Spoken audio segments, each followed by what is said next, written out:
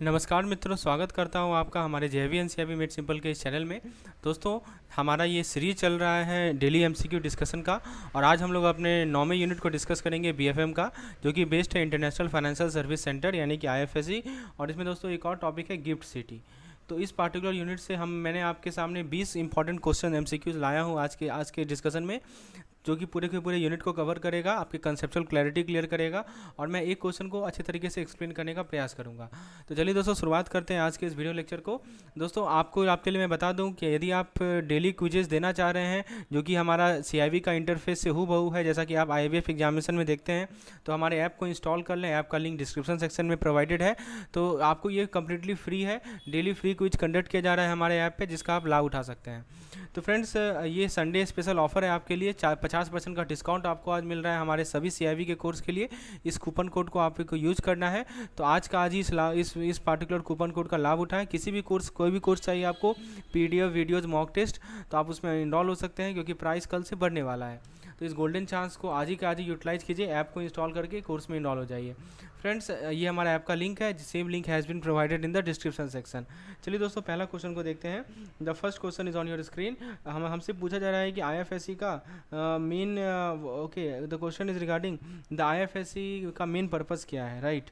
तो दोस्तों, मैं आपको समझाता हूँ कि आईएफएससी का मेन पर्पज़ ये है कि हम डेवलप करें strong global connect, right. Two option है to cater to customer within a jurisdiction और domestic country, to focus on fund raising services, और भी सर्विसेज हैं।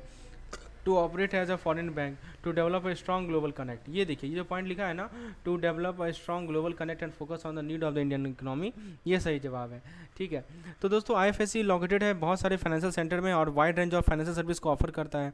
एक बहुत इंपॉर्टेंट रोल प्ले करता है ग्लोबल इकोनॉमी में। एक प्लेटफॉर्म प्रोवाइड करता है बिजनेस को और इन्वेस्टर को, कि वो कैपिटल को रेज कर सकें, अपने रिस्क को मैनेज कर सकें और नए मार्केट को एक्सेस कर पाएँ।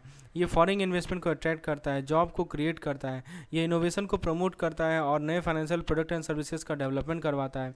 ये हेल्प करता है कंट्री के फाइनेंशियल सिस्टम को कॉम्पिटिटिव बनाने में। So these are all the advantage of IFSC. So that's why the correct answer is to develop a strong global connect and focus on the need of the Indian economy. Okay, ये नहीं है कि customer को cater करे judicial और domestic country, this is not the need. Next question is which of the following is not emphasised by IFSC. Options are asset management, wealth management, domestic tax management, corporate treasury management. बताइए क्या सही जवाब है। दोस्तों, इसका सही जवाब मैं आपको बताता हूँ। इसका सही जवाब है option number C, domestic tax management. IFSC का प्राइमरीली फोकस है कि हम फाइनेंशियल सर्विस प्रोवाइड करें इंटरनेशनल क्लाइंट को। तो यहाँ पे डोमेस्टिक टैक्स मैनेजमेंट का कोई की एरिया है नहीं एम्फेसिस का। तो आईएफएससी टिपिकली फोकस है वैसे सर्विस में, जैसे कि एसेट मैनेजमेंट हो गया, वेल्थ मैनेजमेंट हो गया, कॉर्पोरेट ट्रेजरी मैनेजमेंट हो गया। तो दोस्तों, एसेट मैनेजमेंट क्या होता है, इसके अंदर इन्वेस्टमेंट और मैनेजमेंट होता है एसेट का on the behalf of the client. तो इसके अंदर बहुत सारे एसेट आते हैं, जैसे stock, bond, mutual fund, real estate. Wealth management में क्या होता है कि इसके अंदर आप फाइनेंशियल एडवाइस प्रोवाइड करते हैं, फाइनेंशियल एडवाइस और प्लानिंग प्रोवाइड करते हैं वेल्दी क्लाइंट्स को। इसके अंदर सर्विस आता है जैसे investment planning, tax planning, estate planning. दोस्तों, नेक्स्ट है कॉर्पोरेट ट्रेजरी मैनेजमेंट। ये क्या होता है, इसके अंदर मैनेजमेंट होता है कंपनी के फाइनेंशियल रिसोर्स का। इसके अंदर cash flow management, risk management, investment management आता है। और फाइनली एक और आता है हमारा ग्लोबल टैक्स मैनेजमेंट। ठीक है, global tax management is also part which is emphasized by IFSC. इसके अंदर दोस्तों प्लानिंग होता है, मैनेजमेंट होता है कंपनी के tax liability around the world. तो होपफुली आपको क्लियर हो गया होगा। तो domestic tax management has nothing to do with IFSC, please remember. Now let's see the next question, question number 3। Bharat में आईएफएससी का क्या स्कोप है। पहला ऑप्शन कर रहा है कि कस्टमर को कैटर करे within jurisdiction, to operate at a foreign bank in home country and seek deposit from non resident citizen, to develop a strong global connect. We have discuss this already discussed. ठीक है। तो IFSC को regulate किसके द्वारा किया जाता है दोस्तों, इसको रेगुलेट किया जाता है आईएफएससीए के द्वारा। ये क्या होता है, this is International Financial Services Centre Authority. तो इसके अंदर दोस्तों बहुत सारे रेगुलेशंस आते हैं। So the correct answer to this particular question already we have discuss is option number D, right. चलिए आइए दोस्तों नेक्स्ट क्वेश्चन को देखते हैं। So the next question is on your screen, let me show you the next question. Next question में पूछा जा रहा है कि how do bank in IFSC operate with regard to the lending and deposit taking. तो दोस्तों, lending और deposit taking के रिगार्ड में आईएफएससी कैसे ऑपरेट होता है, this is the question. So now let us see the options that we have. Options क्या क्या है कि they seek deposit from resident citizen and lend to non-resident only. They seek deposit from non-resident citizen lend to resident citizen only. They seek deposit from non-resident citizen while lending to non-resident, and they seek deposit from resident citizen while lending to resident citizen only. तो दोस्तों इसका सही जवाब मैं आपको बताता हूँ. इसका सही जवाब है option number C, they seek deposit from non resident citizen while lending to non resident only. देखिए जो आईएफएससी की बैंक होती है इनका प्राइमरली फोकस होता है कि हम फाइनेंशियल सर्विस प्रोवाइड करें इंटरनेशनल क्लाइंट को. इसके अंदर लैंडिंग और डिपॉजिट टेकिंग एक्टिविटी दोनों के दोनों होते हैं, लेकिन कुछ रिस्ट्रिक्शन है किस तरह का लैंडिंग होगा, किस तरह का डिपॉजिट होगा. जैसे जो आईएफएससी के जो बैंक होते हैं ना, उनके पास उन्हें नहीं अलाउ किया गया है कि वो भारत के निवासी से वो डिपॉजिट लें. साथ ही साथ उन्हें अलाउ नहीं किया गया है कि वो किसी भारत के निवासी को लैंड करें, ताकि आईएफएससी डोमेस्टिक बैंक के साथ कॉम्पीट ना करे. ये इसको प्रिवेंट करने के लिए तो जो आईएफएससी की जो बैंक होती है उनका फोकस होता है कि हम नॉन रेजिडेंट सिटीजन से डिपॉजिट लें और उन्हें ही लैंड करें. तो इंटरनेशनल क्लाइंट पे फोकस करके जो आईएफएससी की बैंक है वो फॉरेन इन्वेस्टमेंट को अट्रैक्ट करती है और इंडियन इकोनॉमी के ग्रोथ को प्रमोट करती है. ठीक है, तो कोई नॉन रेजिडेंट इंडियन है, सिटीजन है भारत का, तो वो जो है डिपॉजिट अकाउंट ओपन करवा सकता है आईएफएससी के बैंक से, और आईएफएससी की जो बैंक है वो लैंड करेगी नॉन रेजिडेंट सिटीजन को ताकि उनके बिजनेस ऑपरेशन को फाइनेंस कर सके. राइट, और आईएफएससी की बैंक जो है नॉन रेजिडेंट सिटीजन को लैंड कर सकती है उनके परचेज ऑफ प्रॉपर्टी को फाइनेंस करने के लिए. और कौन रेगुलेट करता है? International financial service centre authority यानी आईएफएससी है, इनको रेगुलेट करता है. तो समझ में आ गया होगा आपका सारा पॉइंट. तो डोमेस्टिक का कोई रोल नहीं है, वही पॉइंट समझाया गया है. नेक्स्ट क्वेश्चन है कि हमारा जो आईएफएससी है भारत में इसका मेन ऑब्जेक्टिव क्या है. I think we have discuss it to develop a strong global connect. Okay, now, so this is the question. So friends, before continuing the lecture, let me introduce you to our CIB comprehensive course. So we have designed a new course for you, which is comprehensive plan, in which you get all the content which is required for your CIB examination, and additionally we are also providing 50% discount on it, like in the form of PDF videos, mock tests, daily quizzes, and quick revision capsule. So you can avail it by just installing our app and enrolling in this particular course, and this 50% discount is valid for today only. So now let's see the next question. What is the advantages of using IFSC as a testing ground for financial sector reform? तो क्या advantage है IFSC को use करना एक testing ground के रूप में financial sector के रिफॉर्म के लिए? तो ऑप्शंस को देखते हैं. So the options are restriction on financial sector in India. Next is global connectivity, exemption for security transaction test, and the tax, and last is all of the above. तो बताइए क्या advantage मिला IFSC को हम testing ground की तरह use करें. सही जवाब है दोस्तों इसका option number A, financial sector restriction on the financial sector in India. तो आईएफएससी रिलेटिवली नया है और कोई रिस्ट्रिक्शन से इम्पोज नहीं है.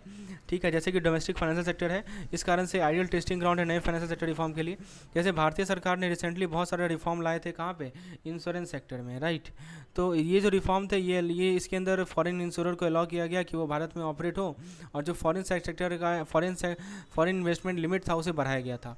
तो भारतीय सरकार जो है इन सभी रिफॉर्म को आईएफएससी में टेस्ट करना चाह रही है, इससे पहले कि वो उसे डोमेस्टिक फाइनेंशियल सेक्टर में रोल आउट करे. इससे क्या होगा कि गवर्नमेंट एसेस कर पाएगी कि रिफॉर्म का क्या इंपैक्ट पड़ेगा कंट्रोल इन्वायरमेंट में. तो आईएफएससी रिलेटिवली स्मॉल और आइसोलेटेड है डोमेस्टिक फाइनेंशियल सेक्टर से. ठीक है, तो यदि मान लीजिए कुछ रिफॉर्म में कुछ प्रॉब्लम भी आ जाए तो उसका सिस्टमेटिक इम्पैक्ट कम पड़ेगा. आईएफएससी में दोस्तों बहुत सारे लीडिंग फाइनेंशियल इंस्टीट्यूशन है अराउंड द वर्ल्ड. तो इससे क्या होता है, इंडियन गवर्नमेंट एक्सेस कर पाती है wide range of expertise and experience. और आईएफएससी में इंटरनेशनल रेगुलेशन से सब्जेक्टेड है. इसका मतलब रिफॉर्म को इम्प्लीमेंट किया जाएगा ट्रांसपेरेंट और अकाउंटेबल मैनर में. तो दोस्तों जैसे कुछ एग्जांपल मैं आपको बताता हूँ फाइनेंशियल सेक्टर रिफॉर्म का जिसको टेस्ट किया जा सकता है. जैसे नए तरह के फाइनेंशियल प्रोडक्ट को लाया जा सकता है, नया रेगुलेटरी फ्रेमवर्क लाया जा सकता है, नया टैक्स रेजिम आ सकता है, नया टेक्नोलॉजी आ सकता है. तो ओवरऑल कहा जाए तो आईएफएससी को टेस्टिंग ग्राउंड की तरह यूज करना फाइनेंशियल सेक्टर रिफॉर्म के लिए ये प्रूडेंट अप्रोच है. ये अलाउ करेगा भारतीय सरकार को कि वो इम्पैक्ट को एसेस कर पाए, कंट्रोल इन्वायरमेंट में रिफॉर्म का क्या इम्पैक्ट पड़ेगा. Right, option number A is the correct answer. Now let's see the next question. What is GIFT? The GIFT कहाँ लोकेटेड है? तो ऑब्वियसली करेक्ट आंसर इसका Gandhinagar, option D is the correct answer. GIFT का full form याद रखिएगा, Gujarat international financial technology tech city. Right, GIFT city कब से function करना स्टार्ट किया? तो that is 5 December 2019. Please remember option number B is the correct answer. कितने companies present है गिफ्ट सिटी में जब इसने स्टार्ट किया फंक्शनिंग करना? तो ऑप्शंस आपके सामने हैं 125, 225, 325, 425. करेक्ट आंसर इज 225 कंपनी, 15 का square. Now the next question is what is the potential of GIFT City as an IFSC for Indian bank? This is a very good question. आपसे सवाल ये पूछा जा रहा है कि गिफ्ट सिटी का क्या पोटेंशियल है as an IFSC for Indian bank. So let me explain this particular international market and large hinterland economy, cost effective solution for inbound and outbound financial service, attractive global talent to fintech hub, all of the above. तो दोस्तों सही जवाब है इसका all of the above. जो gift city है वो भारत का पहला इंटरनेशनल फाइनेंशियल सर्विस सेंटर है. ये एक रैपिडली डेवलपिंग फाइनेंशियल हब है जिसने बहुत सारे लीडिंग फाइनेंशियल इंस्टीट्यूशन को अक्रॉस द वर्ल्ड अट्रैक्ट किया है. गिफ्ट सिटी के पास पोटेंशियल है कि वो भारतीय बैंक को बहुत सारे एडवांटेजेस ऑफर कर सकते हैं. जैसे कि पहला है एक्सेस टू इंटरनेशनल मार्केट. ठीक है, तो देखिए गिफ्ट सिटी भारत में लोकेटेड है जो कि एक फास्टेस्ट ग्रोइंग इकोनॉमी है वर्ल्ड में. तो इससे क्या होता है, भारतीय बैंक को एक्सेस मिलता है लार्ज और ग्रोइंग मार्केट का. तो this is the first point. Next is cost effective solution. तो गिफ्ट सिटी बहुत सारे टैक्स और रेगुलेटरी बेनिफिट प्रोवाइड करता है किसे, FIs को. FIs क्या होते हैं, फाइनेंशियल इंस्टीट्यूशन को, राइट. तो इससे क्या होता है कि ये कॉस्ट इफेक्टिव प्लेस होता है बिजनेस करने का than other domestic financial sector. Next is attracting global talent to fintech hub. तो गिफ्ट सिटी को डेवलप किया जा रहा है फिनटेक हब के रूप में. इसका मतलब ये हुआ कि ये ग्लोबल सेंटर रहेगा इनोवेशन का फाइनेंशियल सर्विस सेक्टर में. इससे क्या होगा कि भारतीय बैंक अट्रैक्ट कर पाएगी ग्लोबल टैलेंट को और कर्व में एड रह पाएगी. तो इंडियन बैंक जो है गिफ्ट सिटी को यूज़ करते हैं ताकि इंटरनेशनल इन्वेस्टर से कैपिटल रेज कर सकें. इंडियन बैंक गिफ्ट सिटी को यूज़ करते हैं ताकि फाइनेंशियल सर्विस प्रोवाइड कर सकें इंटरनेशनल कस्टमर को. भारतीय बैंक गिफ्ट सिटी को यूज़ करते हैं ताकि अपने फॉरेन करेंसी एक्सपोजर के हेज को कम कर सकें. भारतीय बैंक गिफ्ट सिटी को यूज़ करते हैं ताकि नए फाइनेंशियल प्रोडक्ट या सर्विस को डेवलप कर सकें. तो ओवरऑल कहा जाए गिफ्ट सिटी के पास पोटेंशियल है कि ये मेजर ड्राइवर है ग्रोथ का भारतीय बैंक के लिए. मैंने आपको एग्जांपल देके भी समझा दिया. So all this point please remember. Now let's see the next question. Next question is combined worth क्या है इंडियन डायस्पोरा का जो कि IFSC के थ्रू कनेक्टेड है. Options are $30 million, option B $3 trillion, option C $300 billion, option D $3 billion. Correct answer is option B $3 trillion, right. Correct answer है दोस्तों $3 trillion is the correct answer for this question. Now let's see the next question. The next question is already we have discuss what is the potential, right. We have CIB PDF plan for all the 4 subjects. Okay, in this plan we provide you theory PDF, MCQs PDF. There are overall 3000 plus MCQs PDF, MCQs in that particular PDF.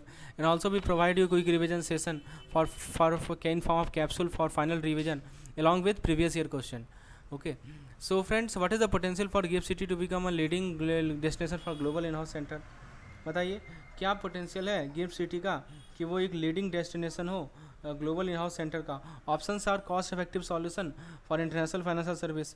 Option B कर रहा है दोस्तों कि access to large hinterland economy. Option C is globally competitive cost structure and option D is world class fintech hub. So क्या potential है इनमें से आपसे पोटेंशियल को आइडेंटिफाई करना है गिफ्ट सिटी का कि वो लीडिंग डेस्टिनेशन होगा ग्लोबल इन हाउस सेंटर का. सही जवाब है इसका ऑप्शन सी. देखिए अब यहाँ पे एक टर्म आया है ग्लोबल इन हाउस सेंटर. इसको शॉर्ट में हम लोग GICs कहते हैं. क्या कहते हैं, GICs. तो global in house centre offshore या नियर शोर डिलीवरी सेंटर होता है जो कि wide range of services provide करते हैं अपने पेरेंट कंपनी को, जैसे कि accounting, finance, HR, IT, customer service. और GIC टिपिकली वैसे कंट्रीज़ में होता है जिनके पास लो कॉस्ट ऑफ लिविंग हो और स्किल्ड वर्कफोर्स हो. तो गिफ्ट सिटी का बहुत सारा एडवांटेज है. पहला है देखिए आप देख सकते हैं ग्लोबली कॉम्पिटिटिव कॉस्ट स्ट्रक्चर होता है. तो गिफ्ट सिटी बहुत सारे टैक्स और रेगुलेटरी बेनिफिट ऑफर करती है FIs को यानी फाइनेंशियल इंस्टीट्यूशन को, जिस कारण से ये कॉस्ट इफेक्टिव प्लेस है बिजनेस करने का. ठीक है, नेक्स्ट है एक्सेस टू हिंटरलैंड इकोनॉमी. इसका मतलब ये हुआ कि गिफ्ट सिटी भारत में लोकेटेड है जो कि फास्टेस्ट ग्रोइंग इकोनॉमी है वर्ल्ड में. इससे GICs को एक्सेस मिलता है लार्ज एंड ग्रोइंग पूल. और world fintech hub, world class fintech hub, right. तो ये सब एग्जांपल्स हैं. तो ये सही जवाब है दोस्तों इसका option number A. Now what is the potential of GIFT City as an inbound and outbound gateway for international financial service. क्या पोटेंशियल है गिफ्ट सिटी का as an inbound and outbound. Options है access to international market and large hinterland economy, cost effective solution for inbound and outbound financial service, attracting global talent to fintech hub, all the above. So correct answer is cost effective solution for inbound and outbound financial service. Now the next question is क्या potential है GIFT City का कि वो global talent को fintech hub में attract करेगा. Options are access to international market and large internet. So same options are there. Option D is the correct answer. World class fintech hub. कौन सा city leading hub emerge कर रहा है fund administration के लिए. Mumbai, Bangalore, Hyderabad, gift city. Option D is the correct answer gift city. की business opportunity क्या क्या है गिफ्ट सिटी में? Manufacturing and construction, health care and education, financial service, agriculture and farming. So correct answer is obviously financial service. Okay, so this was all for today's session. This is our app link, JIB and CIB made simple.